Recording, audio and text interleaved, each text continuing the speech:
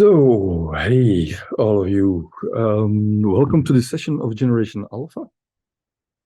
I will introduce myself. I'm Maarten. I'm the founder of Trendwolves. We're a trend youth agency. I'm just searching something, see if it works. Yes. Sorry about that.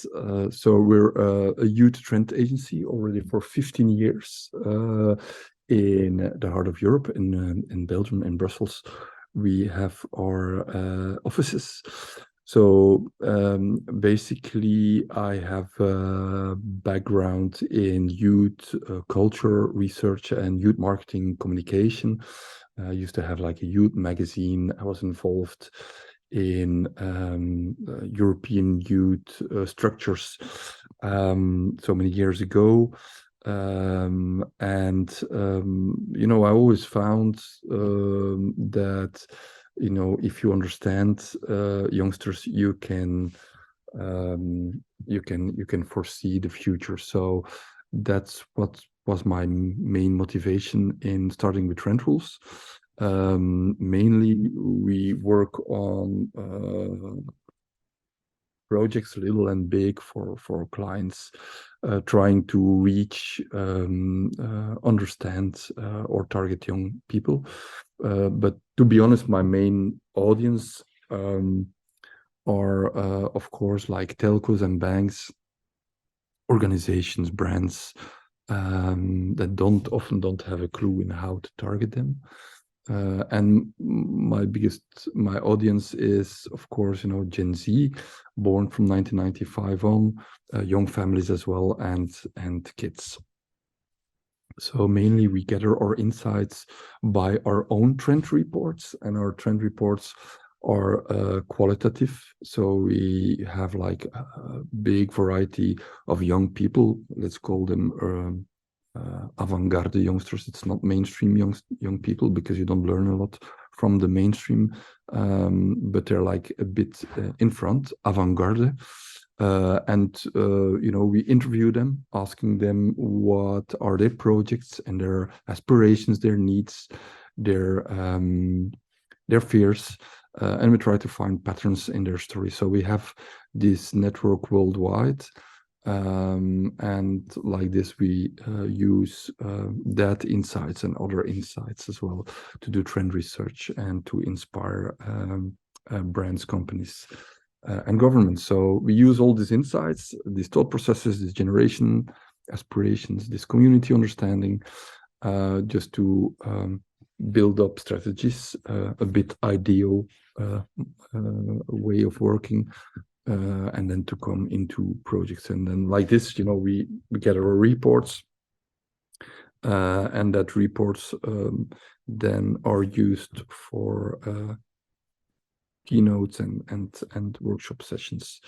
for brands. So basically, I'm focusing on Gen Z, so born from 1995 on till 2010. Where it's said that they're very critical, very well informed, not loyal to a brand, and where 82% of them are turning immediately to their phones when they have a question or they search something. So in any way, if you target young people, I think we all know that working mobile or doing something mobile on their mobile is without any doubt and necessary. So probably you will wonder how I came up to write a book on kids, on Generation Alpha, which I call as Alpha. It was never my intention, of course, to research everything that is related to kids and kids marketing and kid culture. But you know how it goes. I was stuck at home during the pandemic, 2019, 2020, with my younger kids who are like in that age group. They're now 12, so they're in between 10 and 12. And one day my daughter that was at home too, and I had to learn from home. One day she came to me and she said, "Yes, I would like to go to Legoland in London." And I asked her, "Yeah, why do you want to go to Legoland?" She said, "Yes, my friend Max told me that it's so cool and it's such a nice place there." I was a bit surprised because I didn't knew her friend Max. What seemed to be like a kidfluencer. So he's like Max and Miss Katie are a brother and a sister online that are like doing what kids are doing. So they're playing with slime, playing with Lego, following games, commenting on games, watching YouTube movies and commenting on them. So I found out that this whole kidfluencer culture is huge and big. And that's why I was like suddenly deciding that, or I was a bit in dubio, but as a parent, but as a marketeer as well. Of course, I knew influencer culture, but when you suddenly realize that your daughter and your younger son is influenced as well, I decided to use my experience to write a book on that culture as a parent, but as a marketeer as well. So I was diving into kidfluencer culture that that you probably know. One of the kidfluencers who is huge and very big is Ryan. Is one of the biggest kidfluencers worldwide. He has like a format which is called Ryan's Toys Review. What he's doing is actually reviewing toys, and he's doing it very good apparently, because he has about 30 million subscribers to his channels, 31 already, I think, on Ryan's Toys Review. He earned about 19 or 20 million, I think, in 2019, being on YouTube, and almost the same or a bit more amount, so 20 million on his merchandising. So it's big, and kidfluencer culture is big, not only in America, but in other continents as well, in Asia, in the Russian-speaking part of the world, in Europe, of course, as well. Kidfluencer is very big, and it's a bit normal, because of course, for kids who actually spend a lot of their free time online, connecting with kidfluencer is for them, in their eyes, connecting with somebody they know, and it's about copying. They see kids doing things and they like to copy what their kids are doing online. So it's quite big. And at the other hand, their parents, the parents of Generation Alpha, are the millennials. So we call them Gen Y. They are, they were growing up during the period Facebook was coming up as well. So we all know that period, which was a period where we were like sharing digital lollies. We were like compulsive sharing everything that entered our network at that time. So we're very compulsive in sharing all the information, which is very different from Gen Z, for example, who are like much more limited sharers. But anyway, so the parents of Gen Alpha, the millennials, are compulsive sharing information. And at the other hand, you see a worry or a concern, especially amongst young mothers, on the time spent on the internet by kids, because of course something is happening for the moment, already for a couple of years. Kids are often already online before actually being born, and it has a name. It's like called sharenting, when parents overshare photos and other data about their children on social media. It was calculated that by the age of 12, already 72,000 data points are gathered and sold by data farmers, and resold again. Barclays measured that by 2030, sharenting could account up to 7 million incidents of identity theft. and over 800 million in online fraud. So I think we all should be aware of what's going on. And it's what I often say as well during presentations, to be really aware of the information you share about your parents. Now, 2010 was a very interesting year. 2010 till 2010 is the beginning of Generation Alpha, because in 2010 you had the start of Minecraft, which is like a kind of virtual Lego and recognized by UNESCO, for example, as well as a very interesting game. You have the start of Instagram, which showcase and which underlines the visual culture in which we're living, of course. And a lot of new things came up, like TikTok these days, of course. But what is very important for 2010 and had a huge impact on the rest of my story is this, Steve Jobs, that in the hardware cycle of Apple launched the iPad. And the interesting thing is, when you study it, is that at that time, a lot of young parents, me included, said or decided to buy an iPad because we thought it was a very good pedagogical tool for our kids, and so they were sold massively to young parents. And what you saw from that time is that since then, every second, 2 children go online for the very first time, which is huge. 40% of the new internet users are children. So anyway, the future is child-driven. Everything that when such amount of young people are entering that internet market, it's huge. And we have to be honest, the internet was initially not made for children. I have a lot of friends that are into startups and scale-ups, and one of the first things they discuss is the data strategy, for example. And we all know that the internet has a lot of explicit and violent content that is really not meant for the eyes of children. So a lot of things, there are already a lot of legislations, and I know that a lot of advertisers are like into self-regulatory.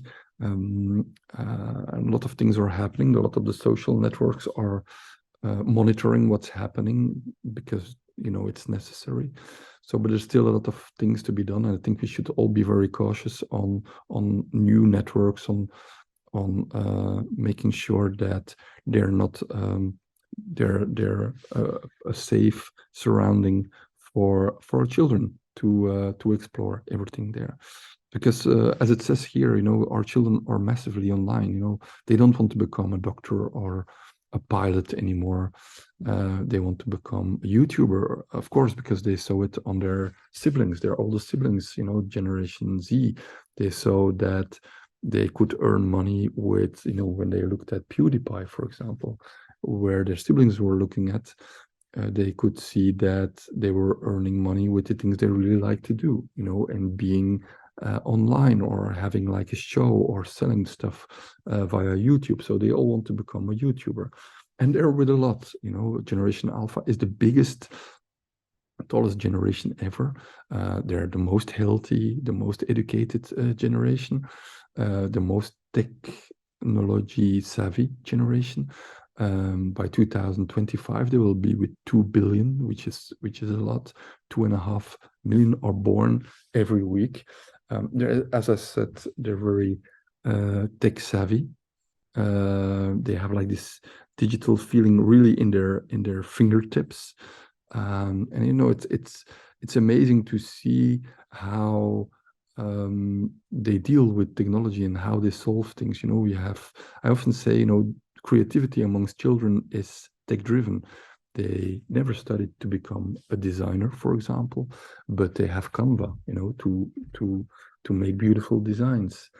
They never studied to become a film editor. No, they use CapCut. So they take a movie from the internet, from YouTube, they download it, they re-edit the video, and they put it online again. So they're very tech savvy, very creative, from a very young age, because this is important as well. If you look at a lot of studies, they never say that now it's already better, but there was a time they never said that youngsters were online from 2 years old. We all know that children are online from 2, 3 years old already. So it, of course, it has a huge impact on how they perceive purchases, how they want to shop, how they see commerce in the future, which is because it's like influenced by the fact that they're online for such a long time. So I'm describing my book as Generation Alpha. I see Generation Alpha as a kind of micro generation. You have Generation Alpha in between, starting from 2010. Generation Z is coming from 95 till 2010, and then Alpha starts from 2011 on. So Alpha is for me the micro generation, let's say from 2007 till 2013 on. They're now in between 10 and 16 years old, but they really experienced the pandemic during their younger formative years. So it's an interesting group to study, to target, because suddenly they were stuck at home. They had to follow courses and school from home. Parents were working from home, so it was a completely other situation, and they could not meet their fellow, their friends from school. So what you saw happening is that a lot of the children went to virtual playgrounds like Minecraft, but especially like Roblox, who exploded during that time. And they use Snapchat to make appointments in a certain world. You have to know that Roblox is a very interesting place for children. It has a lot of existing worlds where they can meet, but they can build worlds themselves. They need a certain coin to pay things. It's called Robux, but they can earn them as well. So it's a very interesting surrounding children to develop themselves. Not only into technology, but to have to build on their social skills as well. And what you saw happening during that period, not only that Roblox exploded massively, and a lot of children worldwide went to the network, is that you saw that a lot of things happened with retailers. I will have an example show you.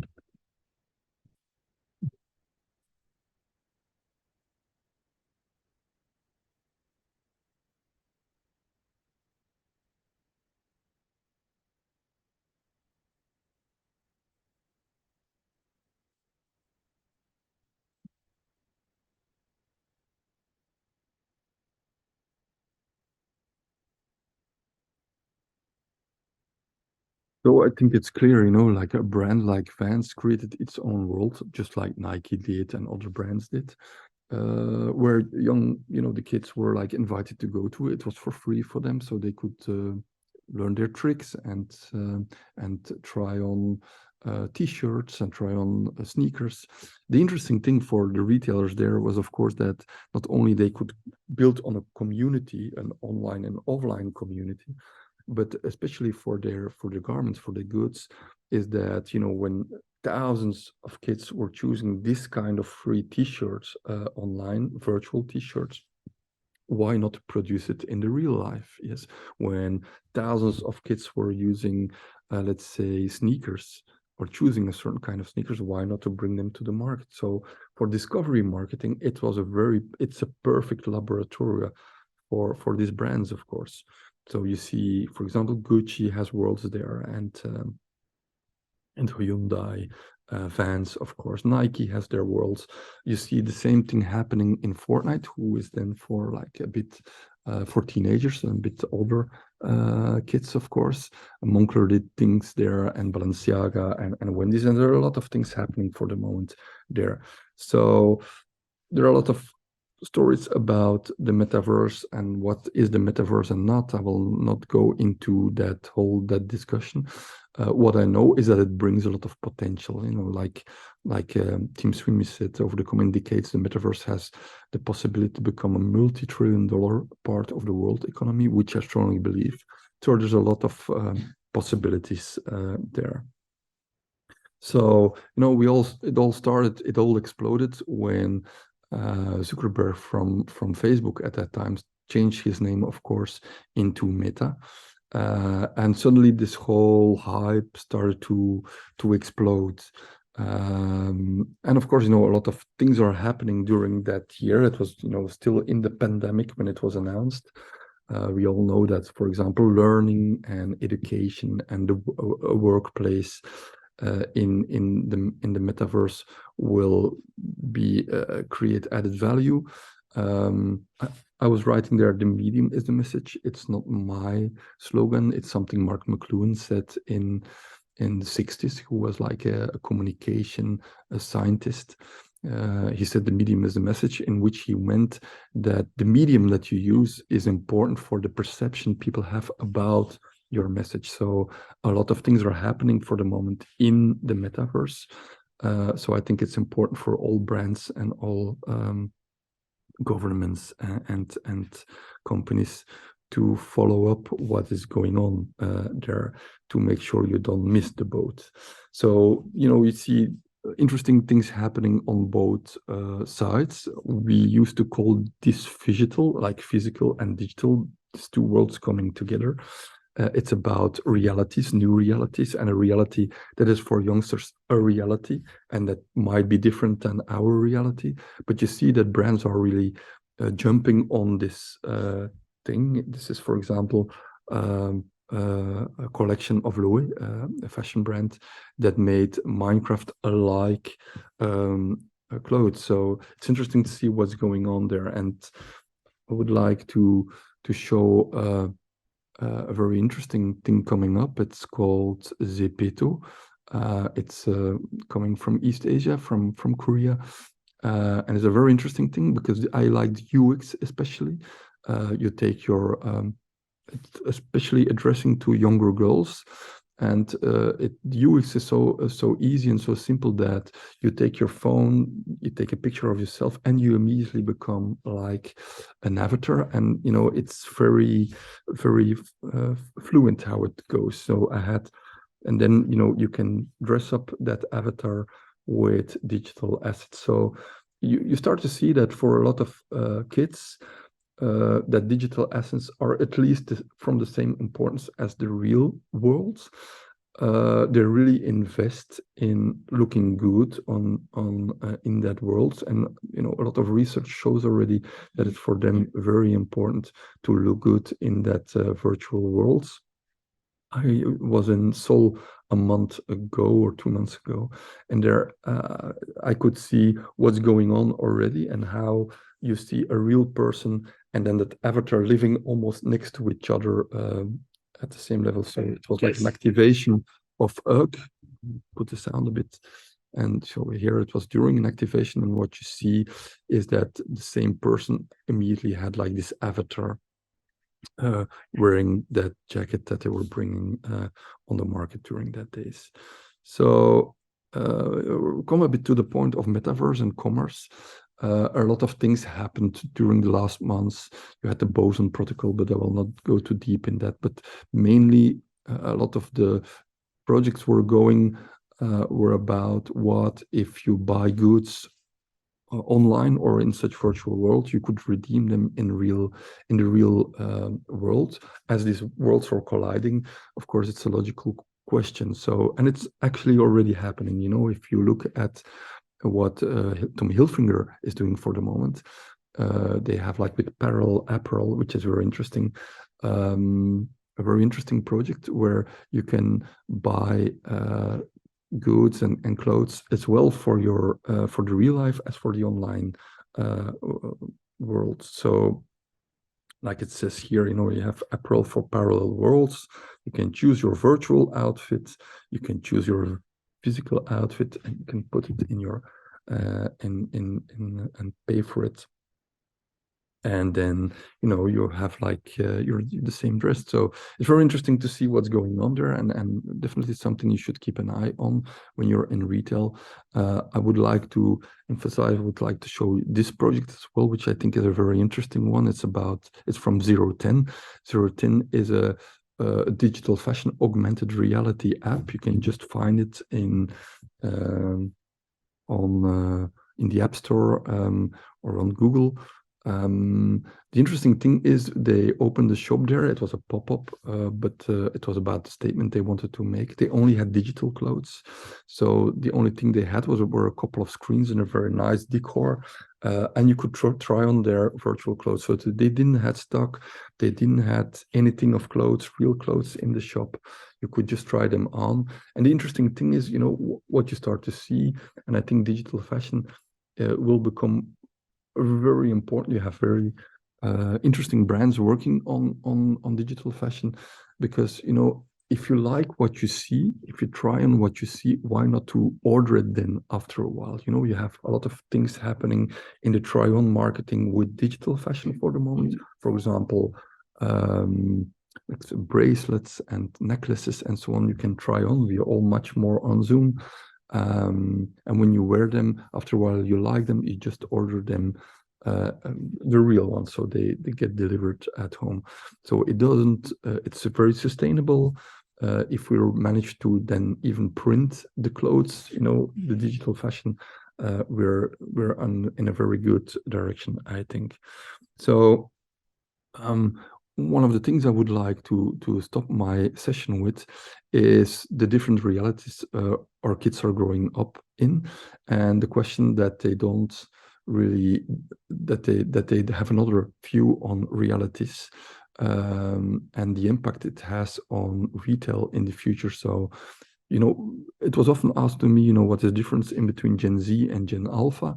And from my experience and my work and study and research on it, you could see that, Gen Z, they were demanding that the digital experience was approaching the real experience, while you see on Gen Alpha that it will be the generation that demands that a real experience offers at least as much as it does in the digital world. As the digital world, is their reality. And of course, develop much more with gaming, with perks and benefits. So it means we really, if you organize things or offer things in the real world, it really should have a lot of surprise and a lot of colors, and it should be very, very, very experimental.